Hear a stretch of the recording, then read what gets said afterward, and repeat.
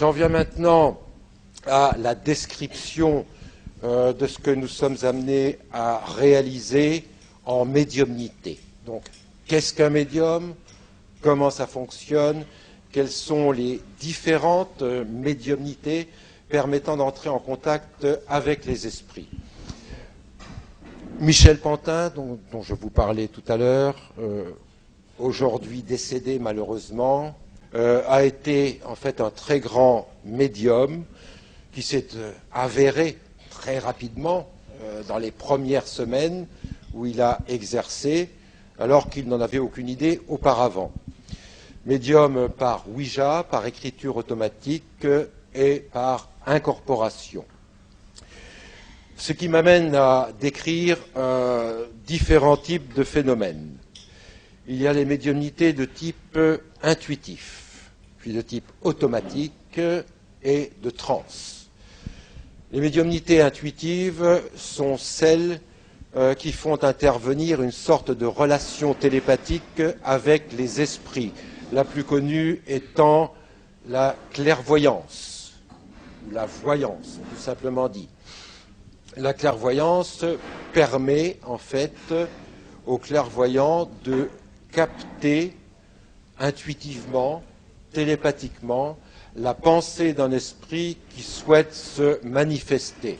Et un bon clairvoyant va donc capter un esprit, ça peut être sous forme d'images, ils appellent souvent des flashs, des images mentales bien sûr, et cela peut être aussi des mots, des paroles, des phrases, donc des messages.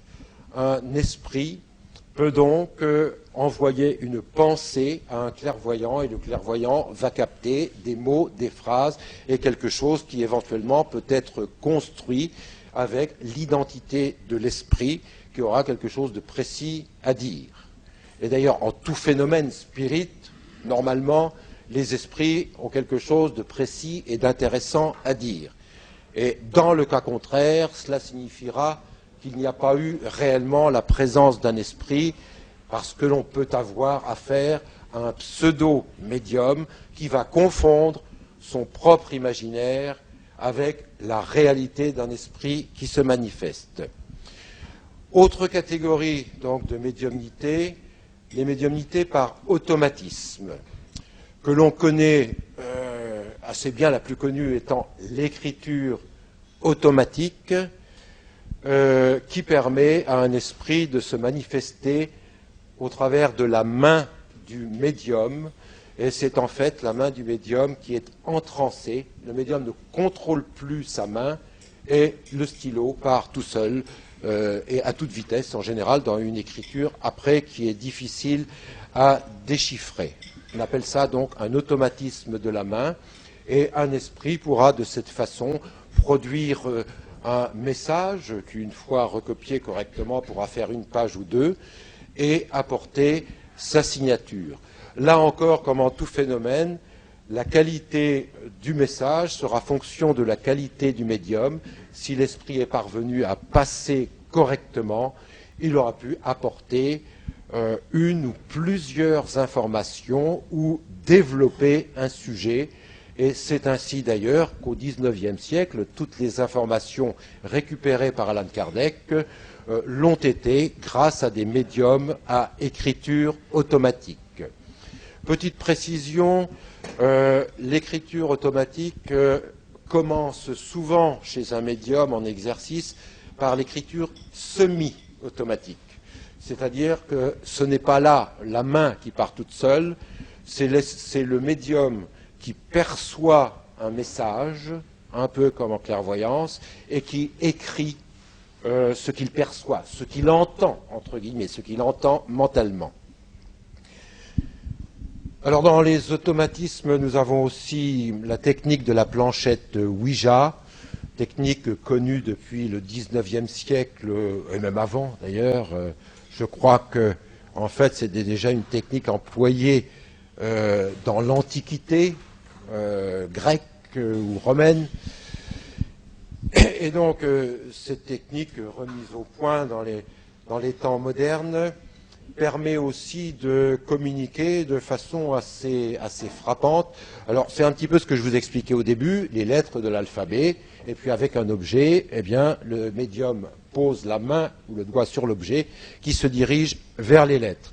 Et le Ouija, disons, plus sophistiqué que nous avons utilisé, toujours par l'intermédiaire de Michel Pantin, eh bien, est constitué d'un alphabet qui est collé sur une grande planche en arc de cercle, ainsi que les chiffres, bien sûr, de 0 à 9, et avec un oui, un non, au cas où il y a des questions, où il faut répondre par oui ou non, et que le médium a à sa disposition une petite planchette sur laquelle il va poser sa main. Planchette sous laquelle on mettait des roulements à billes. Aujourd'hui, on met des clous de tapissier, ce qui permet de bien glisser sur la feutrine de la grande planche sans faire de bruit. Et au bout de cette petite planchette, il y a une aiguille qui va donc servir à désigner les lettres. Le médium se laisse aller, donc il pose sa main sur la planchette, et là, comme pour l'écriture automatique, c'est la main qui est entrancée, et le médium ne contrôle plus sa main, donc, et la planchette va partir très rapidement vers différentes lettres. Il y a bien sûr des assistants dans une séance de spiritisme comme celle-ci ou comme d'autres. Nous avons 7 ou 8 personnes qui sont là, et le Ouija nécessite 2 assistants, parce que quand l'esprit qui prend la main du médium va très vite avec le Ouija, eh bien, il faut quelqu'un qui regarde les lettres et qui puisse les lire très rapidement, et une autre personne qui va écrire les lettres. Et à l'issue, eh bien, on a là encore le message d'un esprit qui en général sera plus court que pour l'écriture automatique, et qui va aussi apporter sa signature. Alors nous avons, nous depuis 38 ans, travaillé sous ces 2 formes de l'écriture et du Ouija au travers de Michel Pantin, puis au travers de Karine Châtaignier, devenue médium à son tour quelques 10 ans plus tard. Et pour vous donner un panel à peu près global de tout ça, j'en viens maintenant aux médiumnités de transe, parce qu'il y a beaucoup d'autres catégories de médiumnité, mais je n'aurai pas le temps de tout développer. Et ce que nous avons connu sous forme de transe, c'est essentiellement la médiumnité par incorporation, que nous avons connu, donc là, très rapidement, dans les premiers jours de nos expériences au travers de Michel, donc, où l'esprit qui souhaite se manifester ne va plus là passer par un automatisme ou par quelque chose d'intuitif, mais directement par le corps du médium. Ce qui signifie qu'en incorporation, l'esprit du médium se dédouble et est en quelque sorte éjecté de son propre corps, et l'esprit qui souhaite se manifester, eh bien, va prendre possession du corps du médium tout entier, à tel point que l'on se retrouve devant un autre personnage, avec une voix différente, avec une gestuelle différente, avec un autre type de langage, voire une langue étrangère parfois, donc réellement une autre personnalité, un esprit qui a pris possession totale du corps d'un médium et qui a possibilité de se mouvoir, de parler et de s'exprimer à volonté, en quelque sorte. Et c'est ce que nous avons connu durant de nombreuses années, ce que nous connaissons encore aujourd'hui, au travers de l'autre médium que je viens de citer, Karine Châtaignier, et recevant ainsi de nombreux esprits qui se sont manifestés à nous depuis 38 années maintenant. Et nous apportant évidemment beaucoup d'informations ou beaucoup de compléments d'informations à ce qui avait déjà été obtenu dans le passé. Contrairement à d'autres, nous, représentants du cercle Alan Kardec, n'aurons pas la prétention de dire « nous avons décroché la Lune, nous avons réinventé le spiritisme », absolument pas.